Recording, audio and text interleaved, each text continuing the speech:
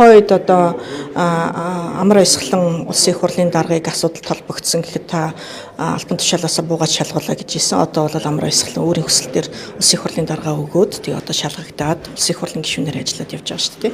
Тэгэхээр нэн ялангуяа одоо хууль зүйн сайд тийм одоо чухал хариуцлагатай албыг хашиж байгаа ийм хүн ийм асуудалд холбогдож байгаа бол албан тушаалаа адилхан өгөөд тэгээд одоо шалгуулад тэгээд явах хэрэгтэй шүү дээ. Тэгэхээр сайд байгаад одоо хамгаалагдсан гэсэн асуудал огт биш дээ. Ер нь надад зүгээр энэ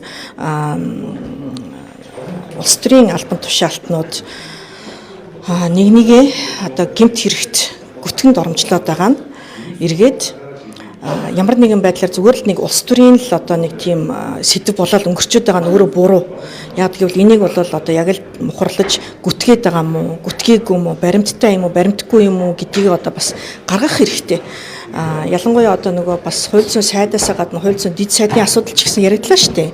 Тэгээд оюун эрдэнэ улсын их хурлын гишүүн бол одоо бодийн офтек гэрээтэй холбоотой энэ одоо хилэлцээр дээр мөнх эрдэнэ одоо бод талдаа хуулийн зөвлөхөөр ажиллаж ийсэн. Тэгээд одоо энэ протокол нь байна. Мөнх эрдэнэ гэдэг нэр нь байна гэдэг ийм асуудлыг дэвшүүлсэн. Баримтуудаа ахтагээд өгсөн гэсэн.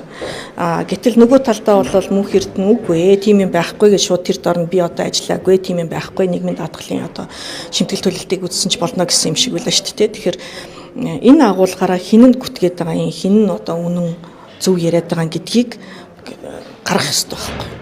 Нэг ялангуяа мөнх эрдэнэ бол улсын их хурлын гишүүн биш. Хууль зүйн дэд сайд.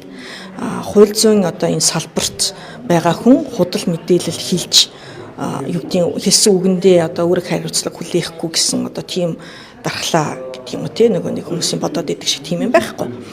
Миний хувьд ерөнхий сайд зандан шатарт бас хандаж албан тот өчигдөр явуулсан. Юу гэж би нөгөө өсөлт илэрхийлсэн мэтлэр одоо нэг талдаа одоо мөнх эрдэнэ би одоо тухайн одоо байгууллагт ажиллаагүй зөвлөгөө өгөөгүй би энд огт хамааралгүй гэж хэлээд байна те нөгөө талдаа оюун эрдэнэ гишүүн болохоор би баримтаа одоо тэгээд өгсөн гэдэг нь те тэгэхэд засгийн газрын одоо өөрийнх нь харьяанд байгаа энэ одоо байгууллагын тухайн үеийн одоо хилэлцээрүүдийн одоо энэ протокол аудио бичлэг хүртэл байх ёстой.